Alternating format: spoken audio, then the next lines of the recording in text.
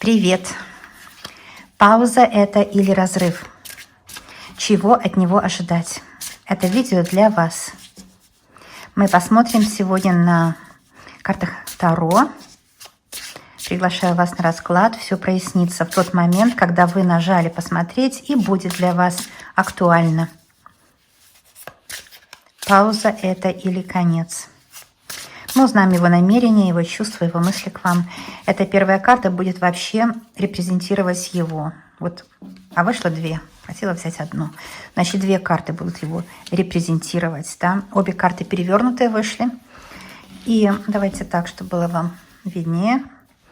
Это туз меча и король чаш перевернутый. Ну, король чаш перевернутый означает, что он просто не оправдал ваше доверие. Доверие ваше не оправдал, да, он оказался мужчиной, как бы, прямо скажем, меньшего помола, да, мука меньшего помола, то есть меньшей звездой, чем он себя представлял. Я скажу одно, пока я расклад еще не делала, не знаю, но по этой карте идет вот такое мне послание от высших сил о нем. Он притворялся, что он лучше, чем есть на самом деле, потому что он хотел вам понравиться. Но в этом же его не упрекнешь, правда? А карта туз меча перевернутая, то, что он с вами поссорился и вам сделал больно, он этого сделать не хотел. Он сделал это не намеренно. Пауза это или конец? Не похоже, что конец. Еще карты сегодня прыгают сами, и по 2, и по 3. А это у нас перевернулась целая пачка карт. И я просто Луну замечу в этом случае. Итак, просто продолжу по этой карте. Они сами выпрыгнули. Здесь у нас идет речь о том, что, понимаете, он сам знает, что не дотянул до планки настоящего мужчины. Это паж жезлов, человек немножко незрелый, можно сказать. Он сам не дотянул до планки зрелого мужчины. И что делать, да? Луна, кстати, была прямая. А две карты перевернутые опять. Это жезлы, третья карта, и туз, еще один туз. То есть, когда он ругался с вами, на самом деле он хотел вам сказать что-то другое. У него не вышло. У него не вышло сказать то, что он думал. А думал он о вас очень хорошо, потому что есть любовь, есть страстное желание, такое юношеское желание, да? По пажу жезлов. Жезл – это желание. А туз жезлов, перевернутый вместе с мечом, говорит о том, что он не хотел то, что получилось. Он знает, что вас обидел. Луна – старший аркан. В прямом движении вы, как женщина, не просто ему не безразличны, вы ему дорога. Вы ему очень дорога. Он хочет найти к вам дорожку. Он хочет выполнить все ваши желания. Рак, знак рака. В астрологии это намек. Карта Таро намекает на знак рака, в том смысле, что через знак рак удовлетворяются потребности человека. И как по пирамиде Маслоу вы знаете, что здоровье психическое – это то здоровье, когда человек своими силами удовлетворяет свои же потребности. Еще раз повторюсь, это важно, потому что это основное значение этой карты. Здоровье психическое, потому что эмоции, Луна – это психическое здоровье. Здоровье психическое – это своими силами удовлетворить свои же потребности. И по карте Луна он этого сделать не может. Вы ему для этого нужны. Вот все, что я могу сказать. Он без вас чувствует себя потерянным, истощенным энергетически, он теряет силы. Он чувствует, что от него уходит, как исходит сила, да? Исходит сила. Он может чувствовать, что на нем есть негатив. А может быть такое, что вашу пару прокляли. Запросто здесь может это быть видно. Что вашу пару прокляли, вам послали негатив, туз меча. И та ссора, которая была, она была не случайная, она была кем-то задуманная ссора. Вот в чем дело. Эта ссора была кем-то задуманная, девочки. Вот и все. Я прямо могу сказать, он потерял целый мир с вами. Тройка жезлов – это завоевание всего мира, если она в прямом движении. А потому что перевернутая, он с вами потерял целый мир. Я возвращу Луну назад. Все понятно здесь. Я карты немного определю так, чтобы они нам освободили место для новых карт. Карта считается только в синастрии. Если карты вышвыривать полколоды на стол одна на одну, это не предсказание. Это что-то другое, не знаю, что это. Я такими вещами не занимаюсь. У меня всегда расклады. Итак, это пауза или конец? Карта справедливость. Это справедливая пауза.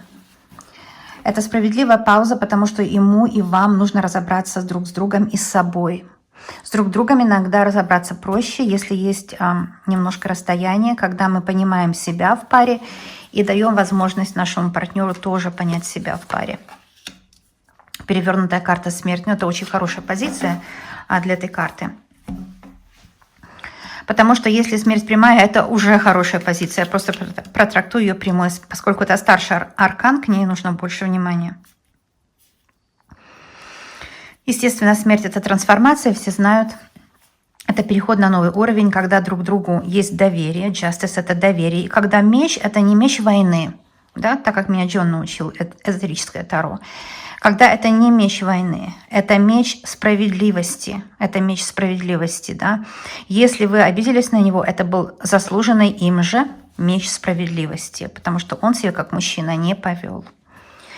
И вышла карта следующая, опять старший аркан смерть перевернутая. Здесь особое внимание заслуживает эта роза. Да, это важная роза. И вообще на Rider-Waite, на той... Другие все колоды реплики. В двух словах скажу, это важно. Роза белая, она должна быть белая, а не розовая. Понимаете? Потому что белая роза – это та роза, которая именно ассоциируется с этим конем. Белый конь, белая роза – это переход в новое цветение, в новый сексуальный порыв, в новое счастье с ним после ссоры. Да, примирение возможно, безусловно. Но вначале должна произойти трансформация. Белая роза намекает на пентаграмму. Именно на пентаграмму. Но здесь пентаграмма в вечном движении. Здесь вот сила этой карты, что здесь 8 вместе с 5. Потому что движение идет постоянное. Постоянное. Это пятиконечная роза, как пентаграмма. Правильная пентаграмма, когда основной первый кончик сверху, да, потом 2 и еще 2. Неправильная пентаграмма по дьяволу, когда кончик головы внизу. Пентаграмма – это человек, кто не знает. А здесь мы видим, что можно и так видеть вот в таком образе пентаграммы, в таком, и в таком, и в таком. То есть здесь сила этой карты, смысл жизни именно вот в этой розе. Да. Эта роза очень важная здесь. Здесь идет намек на Деву Марию, на ее миссию для человечества, на возрождение вообще людей. Поэтому она говорит, что с вами отношения, у вас отношения улучшатся. И это не пауза и не конец. Это трансформация настоящая. Перевернутая карта говорит, что затянулся разрыв, и вы уже чувствуете, что что-то вы теряете, затянулся разрыв. Но вообще восьмерка чаш, кто не знает, это не карта ухода. Совершенно нет. Это карта перехода на новый уровень. Она ассоциируется вместе с картой звезда, старший аркан. Кто не знает таро эзотерически, да, а многие не знают на YouTube, естественно. Это не карта разрыва, это карта перехода, когда прошлое устаканено. Здесь чаши именно установлены по всем законам нумерологии 5 и 3. 5 – это, опять же, пентаграммы. Видите, карты гадают. У вас не пауза и не конец. У вас трансформация отношений. Это центральная карта. Очень важно. А восьмерка чаш говорит о том, что уже прошлое отошло в прошлое. Все ссоры, они, да, к сожалению, были некоторые ссоры вызваны негативным влиянием, а некоторые были по судьбе, чтобы разорвать кармический узел между вами. Между вами, скорее всего, был кармический узел, и сейчас он разорван. Теперь уже прошлое, оно утихомирилось. И тройка – это желание творить. Вот человек принял решение по числу 3, да? Помните, как в бриллиантовой руке, извините мне.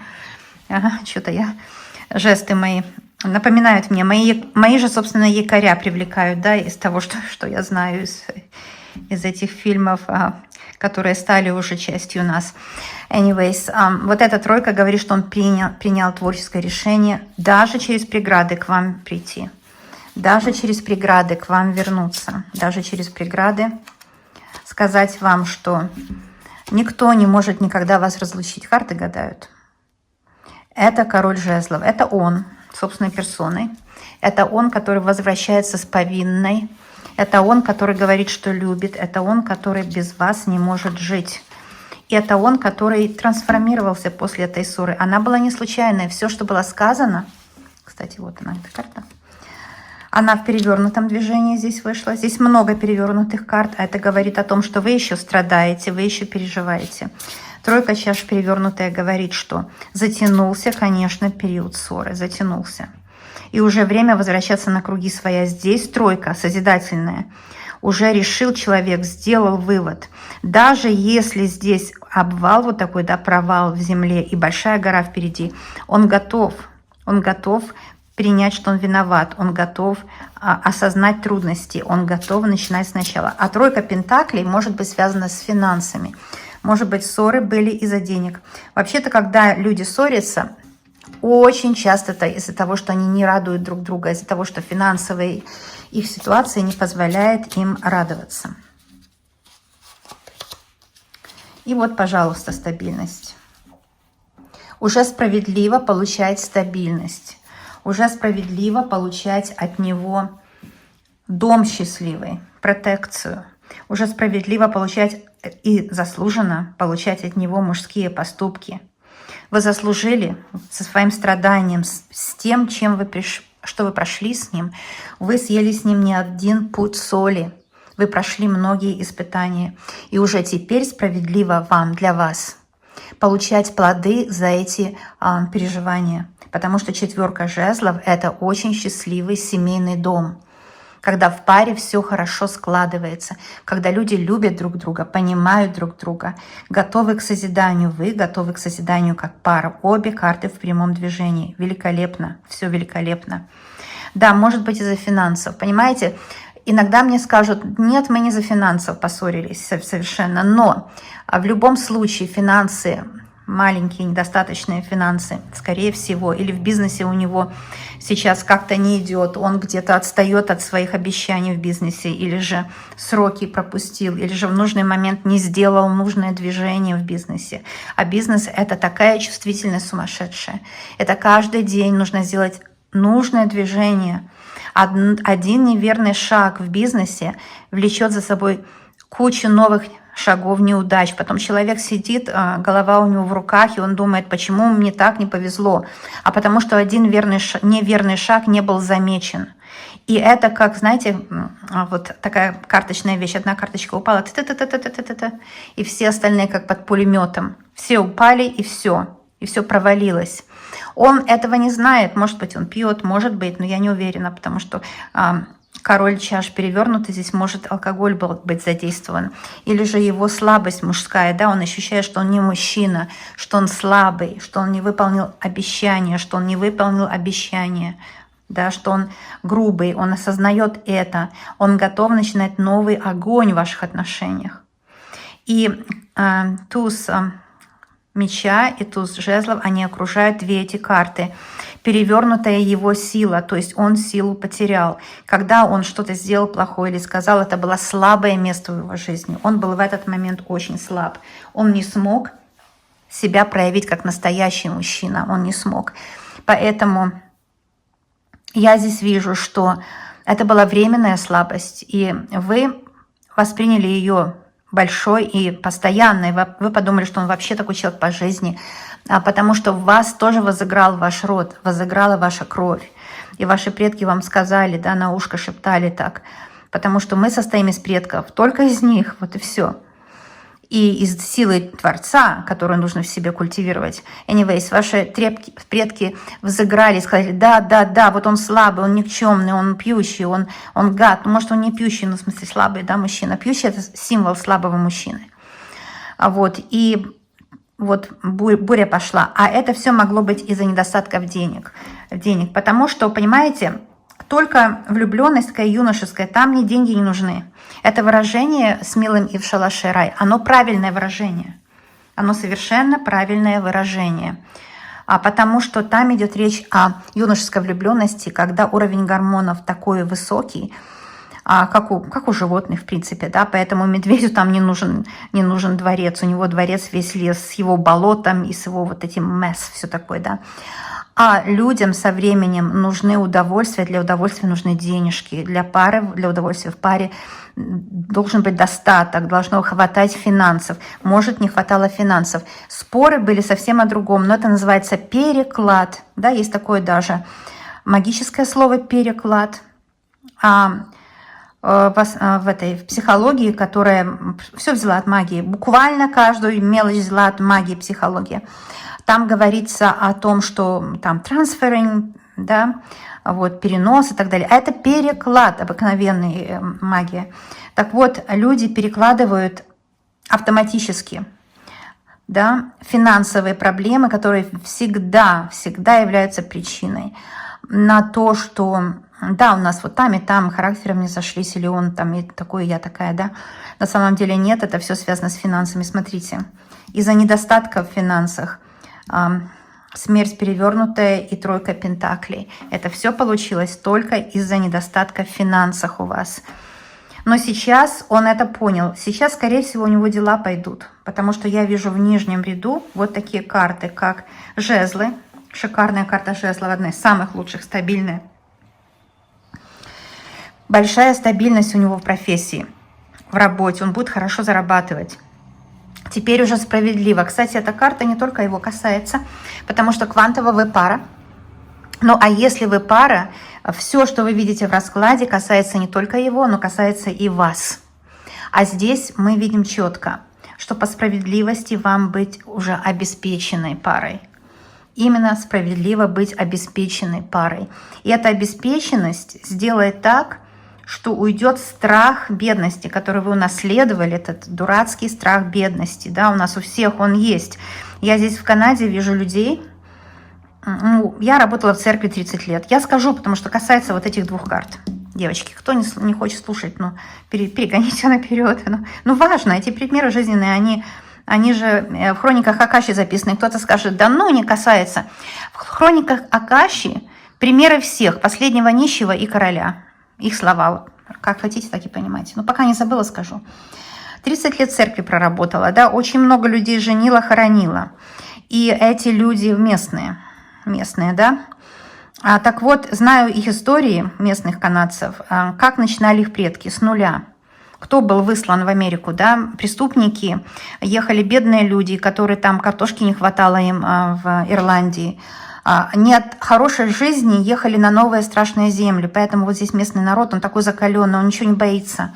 Они такие все самостоятельные. Они вот это ДНК, на уровне ДНК, 3-4 поколения, все записано, что ничего не нужно бояться. Страх не поможет выжить. А мы, девочки, европейцы, мы такие все, в таких условиях у нас черноземье, как называется, ну, земля плодородная, да, и все такое, и традиции, и Моцарт у нас, и Ньютон у нас, и все, ну, Ньютон, он из острова, из Англии, ну, неважно, все равно европейское такое, да.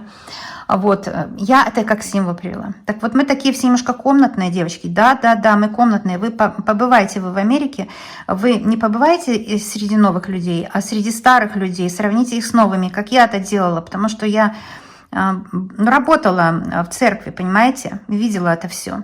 Так вот, сейчас скажу что-то очень-очень важное, что на уровне ДНК все эти сейчас люди, вот они были богатые очень многие. Сейчас не то время. Сейчас там, где я живу, жить очень-очень сложно. Жизнь дико дорогая, девочки. Килограмм капусты $10, да. Не хочу говорить об этом подробно. У каждого своя боль, да. Мне очень много пишут обидных слов, что я здесь в масле купаюсь. Вообще неправда. Вот, во всех отношениях. Но я хочу сказать о другом, что, понимаете, страх бедности у этих людей бешеный. Я знаю миллионеров, я верчусь в кругах мэрии, да, я знаю миллионеров, которые очень хорошо живут. Вы к ним придете, вы будете поражены их богатством, но этот человек вечером ему вот в удовольствие вырезать купоны из дешевого магазина и идти покупать дешевое мясо.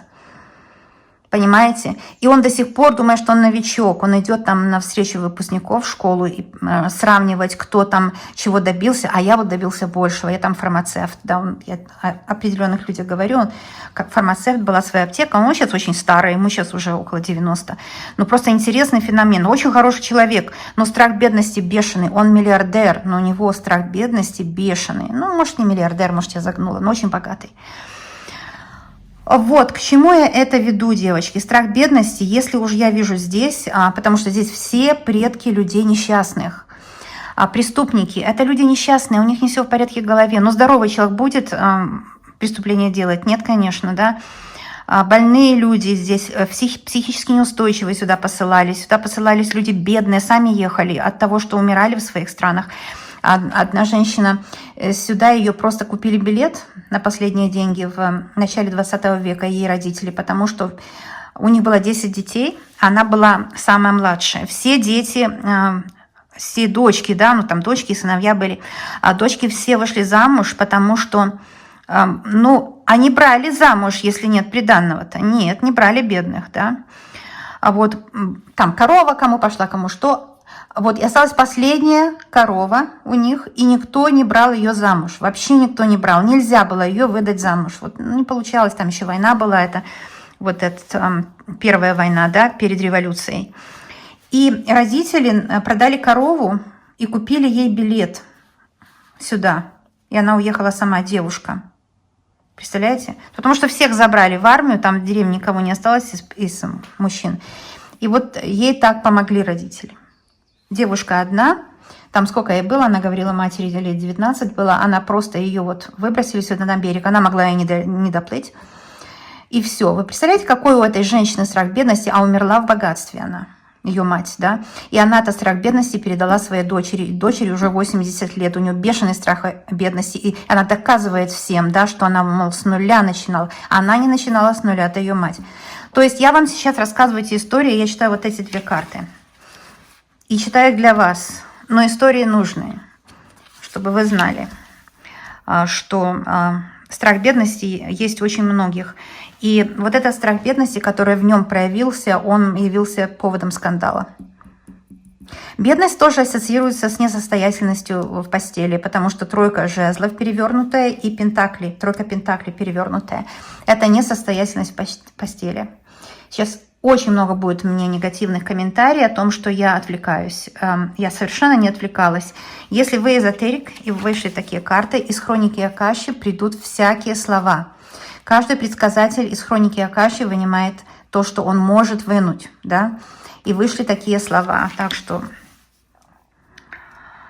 да, надо быть смелым, что сказать, что видите. И здесь это я сказала то, что видите, то, что я вижу. У него дикий страх бедности. И это как якорь передается ему состояние мужской неполноценности. Раз я неполноценен в финансах, я тоже неполноценен как мужчина.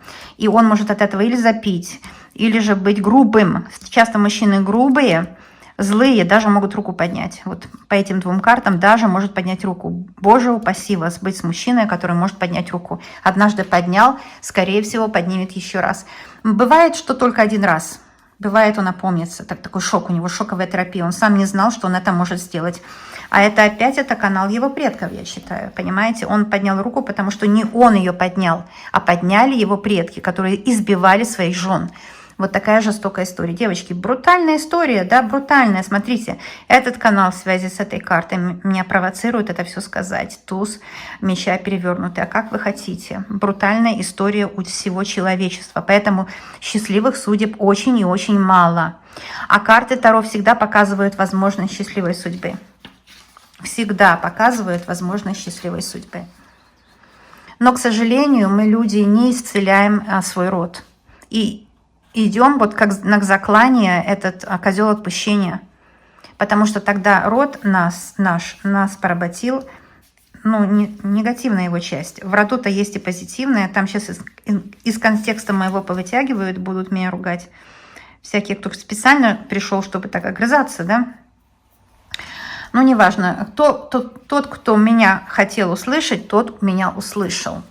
И тому я помогла наверняка. Хочу еще сказать больше об этом. Понимаете, красная голова. О чем это говорит? С любовью идет дальше. Понимаете, да? А на Rider Waite здесь еще Солнце и Луна вместе. То есть и днем, и ночью, и днем, и ночью. Он вас любит и хочет даже через трудности, даже перейти трудности. Потому что что? За спиной у него любовь к вам. За спиной у него уверенность. Это скала, он на скале стоит. Уверенность. Он даже готов стать на зыбкую территорию, потому что он знает, у него есть помощь, посох. Он знает, что все возможно. Возможен переход в ваших отношениях. Можно справиться с этими зовом предков. Зов предков, девочки, зов предков влияет. Можно с этим справиться. Итак, пауза или конец. Сейчас подытожу. Много здесь нужного. Очень сказала вам. Король жезлов. Без сомнения. Это не пауза и не конец. Это трансформация. Он вас любит, у него есть страсть к вам. Он готов идти к вам через любые преграды и трудности, даже если ваша семья против, его семья против. Если нет устроенности, благоустроенности в финансах, он все равно будет к вам идти через все эти сложности. И он придет к вам, он вас обожает, он вас очень и очень любит. У него к вам есть юношеская страсть, он знает, что он часто ведет себя как не мужчина. Но почему он так себя ведет? Я уже много-много слов сказала, и здесь просто добавление, ну, можно было, да, потому что каждая карта это очень много. Но вам нужно знать, что здесь еще есть такая вещь, что у него были такие предки, которые были унижены мужчинами, да. И я скажу, что для женщины нет большего унижения, чем осознать, что она слишком поспешно отдалась человеку, который недостоин ее любви. Посмотрите. Перевернутый король чаш. Это какой-то предок, это какая-то сущность породы. Это женщина, которая отдалась мужчине, недостойному ее любви. Это женщина какая-то породу, которая передалась. И это страшное оскорбление.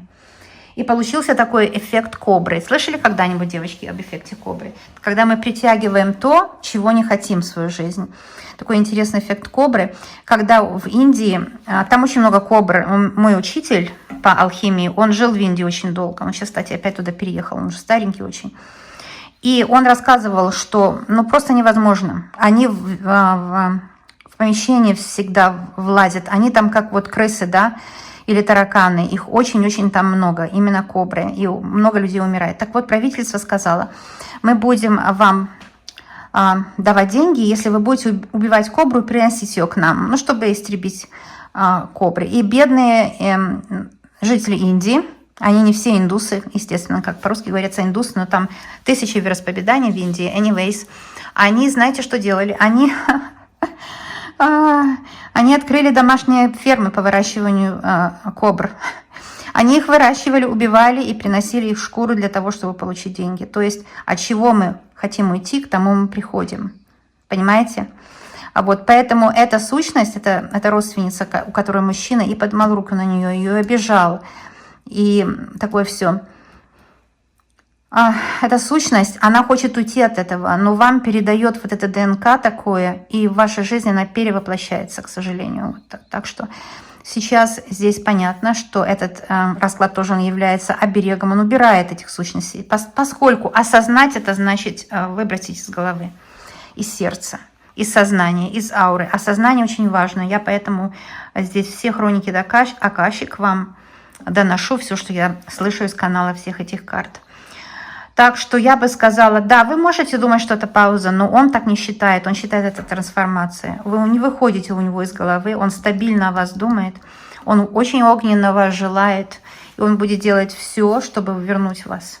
Он всю землю готов обойти, он готов стать успешным мужчиной, может, из-за этого был разрыв, потому что, не мужик, да, не орел. Так вот, он готов всю землю обойти, чтобы доказать вам, что он орел. Что стоит ему доверять, что стоит его любить, потому что он вас обожает. Знаете, когда мужчина взрослеет, он понимает уже ценности. В основном все так взрослеют. Бывает, взрослеют мужчины некрасиво, которые ищут себе молодую, но это больные ментально. Это ментально заболевший мужчина, девочки. Мужчина, которому лет 70, и он бросил жену, мы видим это у селебритис, у знаменитостей часто, и он завел себе ну, не завел, он женился даже, да, на молоденькой девочке, которая ищет себе защиту. Но у нее тоже есть какие-то потребности. Может, она грубо с ней обращались, ей нужен защитник. Вот, у нее тоже своя мотивация. Так вот, этот мужчина, он просто заболел. И мы не понимаем, мы видим эту знаменитость, кто там такой есть, я забыла его имя, девочки, напишите. Сатирик. Да не только сатирик, вы каждый день их видим пачками, да. Да даже этот, мистер Бин, то же самое сделал, да. Заболел. Это уже больной ментальный человек. Этот дедушка, он уже потерял ум.